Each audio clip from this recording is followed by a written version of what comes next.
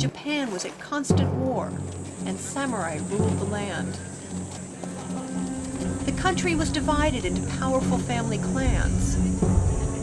The samurai, the military elite, fought on behalf of their liege lords as they vied for control.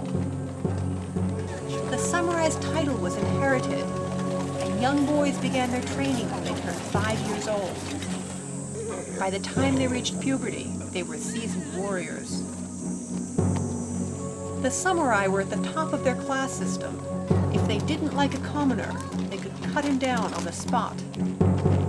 But a samurai was forbidden by law to handle money. The only way he could better his family finances was by distinguishing himself on the battlefield. Honor was his currency.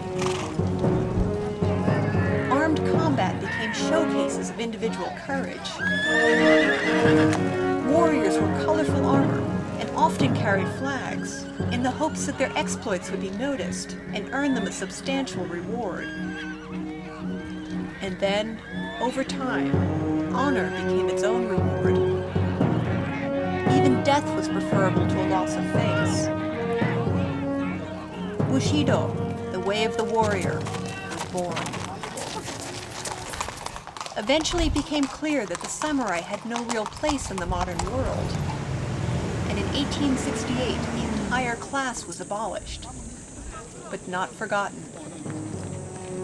Everywhere I go, I see young men competing in traditional samurai skills. Despite a certain amount of risk. Which is why I've traveled all the way to Soma to see an ancient ritual, its annual wild horse chase. A half-dozen horses are driven into a paddock, and the town's most prestigious citizens are invited to capture them again. They tell me it's a great honor to be allowed to join in. Since Japan has no more wild horses, they use tame ones and provoke them, so that the elderly participants have the opportunity to show their courage.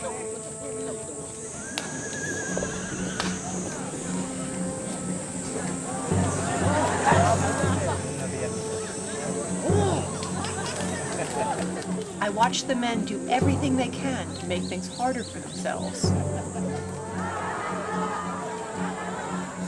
And then, disaster.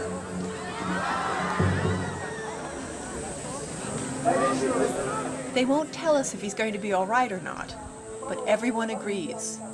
This man was a true samurai today.